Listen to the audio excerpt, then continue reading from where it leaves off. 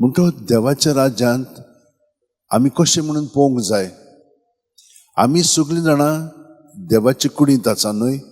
एक तर आमचो सांदो सारको ना जाल्यार आमी ताचो खूब परमोस करता की ना.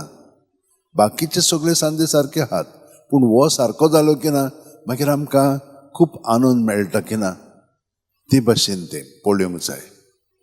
आतां आनी एक तुमी पळोवंक जाय.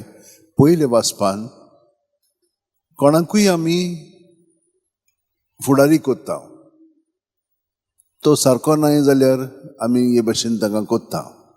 पूण तो तर खरो बरो जावंक जाय जाल्यार ताचे कोडे तितली कला ना, तितली हुशारकाय ना, पूण ताका तर बरे भाशेन करूंक जाय जाल्यार ताणें आपलें जिवीत देवा सगळें सारूंक जाय. तेन्नाच की तो बरो जावंक लागता. कित्याक देव बरो आनी देवान सगळें रचलेलें आसा.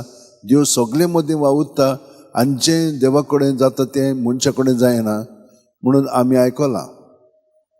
ताका लागून जेन्ना देव आमकां निवडटा आपल्या वावराक तेन्ना आमी देवा बरोबर हो वावर करूंक जाय. गोरवान बरोंक फावना वो तें आमकां मेळना म्हणून स्थान आमी व्हडपण दाखोवंक फावना. आमी रोखडीच खाला येतले हांव. पूण देवा बरोबर तर आमचें जिवीत सारीत जाल्यार आमी कसलीय मनशां जावं ताचे सगळे आमकां सुटका सोडून मेळटा. आनी हे भाशेन आमी देवा बरोबर आमचें जिवीत सारया. आतां आमच्या हात शेवटेन धरया, दोळे बंद करया. आमी सगळीं जाणां बरीं मनशां पूण तितलें पुरो न्हय. आनिकूय आमी बरीं जावंक जाय आनी तो आमकां आपयता अदीक आनी अदीक ताच्या पवित्रपणान जिवंक.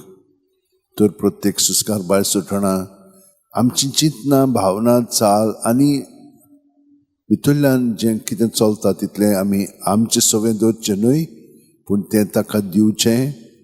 ताणें तें घेवन आमकां सुटका दिवची म्हणून आमी प्रत्येक सुस्कारान ताच्या नांवान सगळें भायर काडया, ताचें दवरया आनी तो आमकां अदीक आनी अदीक ताच्या पवित्रपणांत भाग दितलो आनी आमी ताचे सारकीं अदीक जातले हांव.